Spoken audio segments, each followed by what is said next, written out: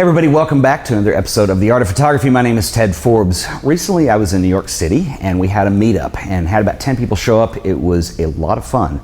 And I had a question from one of the guys who showed up at the meetup who shoots a lot of digital, and he's just recently gotten into film. And I think this relates a little bit to our 35mm discussion. And he was asking about pulling and pushing film.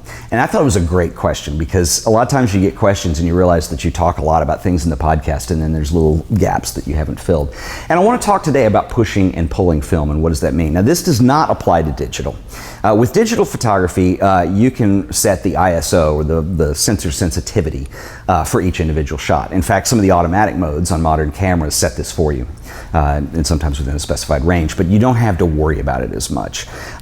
There's also been a lot of improvements in the last few years with film sensors, or excuse me, with digital sensors, and the amount of digital noise or grain that you're going to get is considerably less than it was, with the early days of digital. But this does apply to film, and what I have here in my hand, this is a roll of 35mm film that has been shot actually, but this is Ilford HP5, which is a very wonderful black and white film, one of my favorites, very versatile, very easy to use, and it is rated at an ISO of 400. I don't know if you can see that on there or not, it's probably pretty tiny, but HP5 is a 400 ISO film. Okay, and what this means is that's the sensitivity that Ilford has rated this particular type of film at. You can buy film in different sensitivities, obviously. You can get films that are slower, that have a lot less grain, stuff like Ilford Pan F, which is a 50 ISO, or you could do something like, and a good film for this is Tri-X, which is an excellent film to push and pull.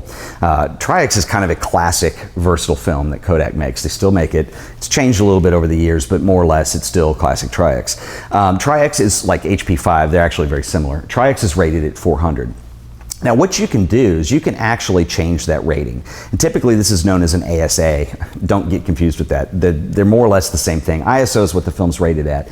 But I can actually shoot this rated at a different speed. So like, a classic example is taking Tri-X. And a lot of photojournalists, particularly from the kind of the golden age of that, from the 50s and 60s, would shoot Tri-X, which is a 400 rated speed film, but they'd set the meter on their camera for 800 or sometimes even 1600, and I've seen people go as high as 3200.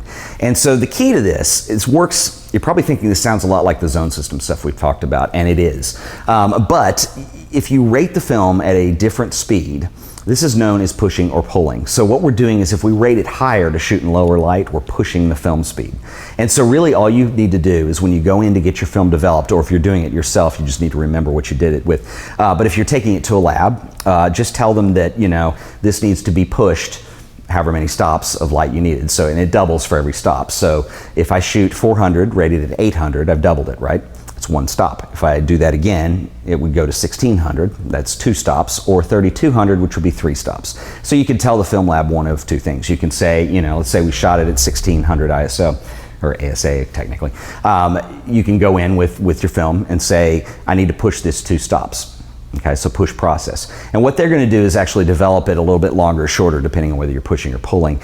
And it will work. And so you can't change shot by shot. You are committed to the roll, and that's what the question that I had at the meetup was. I can't shoot one shot at 400, another one at 800. I mean, because it's a roll of film and it's all going into the chemical at the same time, they're changing the development time to correspond with your film speed, or actually whether you pushed it or pulled it, and what the new determined speed is. So you have to commit to an entire roll. For the zone system, this worked particularly well because generally, Ansel Adams shot on 4x5 cameras, so it was just one sheet at a time. There wasn't multiple shots per sheet. So if you're doing it that way, you can change your development time literally for every picture. But on 35mm, unfortunately, this is 36 exposures on this roll. I'm committed to 36 exposures of the same thing. But you can push or pull, which is really nice. So if you're in a low light situation and you need to push the film to 16 or 3200, you can do that. Consequently, you can also pull it.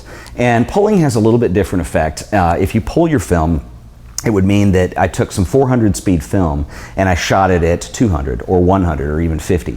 And so you're pulling the film in that case, and you need to remember to tell the lab or whoever's doing the development that you're pulling that a certain number of stops. And so what's the difference between these two, like other than just I can do it and it changes the development time? It actually has a change in the look of the film too. And that's not a bad thing. Sometimes that look can be kind of desired.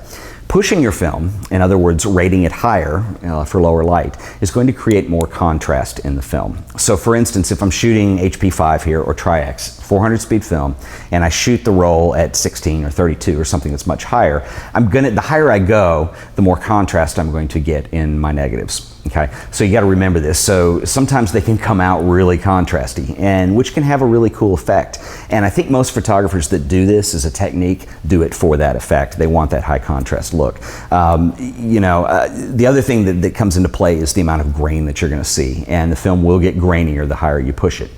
And so what about pulling film? Well, it's the exact opposite. If I pull the film, so I'm taking my 400 speed film and I'm shooting it at 200, 150, whatever, I'm going to get less contrast, which is nice. I'm going to get less grain. And so sometimes that can be nice, not so much for an effect, but a usefulness in the film. So if I'm shooting Tri-X and I'm shooting outdoors, and I can go with a slower speed, I don't need it at 400, I can shoot at 100 or something like that, I'm going to get a much more even exposure, and I'm going to get a lot less grain. And this you can manipulate in post-processing to probably a greater degree you can when your stuff's contrasty. So if I scan this film, I can adjust my levels or my curves, and I can make it more contrasty to taste. So that's a really nice option to have. Sometimes when you shoot and you're push processing and it's coming out contrasty, that's a little harder to back off. You can do it in the darkroom a little bit, and you can do it in Photoshop a little bit if you're scanning and bringing it into the digital world. But anyway, generally speaking, and this is my personal opinion, I will push my speed on the film to get a certain look or provide a necessity. I'm shooting in low light and I really do need a faster speed film because my lens isn't fast enough or whatever. So that's one reason to push. I will pull sometimes to have a little bit more versatility in post-production. But those are two things you can do with film, which is really cool. And this isn't limited to 35mm, in case that wasn't apparent. This works for medium format film, it works for large format film. Just remember though, that once I've committed to a piece of film, I can't change that between exposures. So I can't shoot image 1 at 400, image 2 at 800. You can do that on a digital camera because it's changing the ISO, but you have to commit to the roll of film. So anyway, get some 35mm film and or 120, whatever it is that you want to shoot, and experiment with a little bit and see what kind of looks you can start to get with things.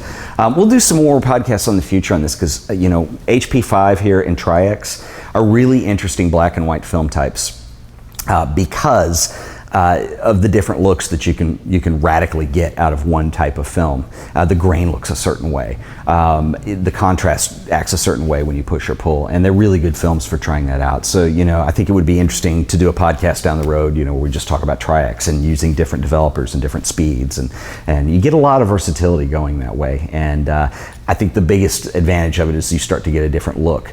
And what's interesting is I think you get a different look shooting 400 pushed to 800 as you would if you went and got an 800 speed rated film or 16, like a Fuji Neopan or something like that. So anyway, hope that makes sense, and get out there, do some experimentation, try things out.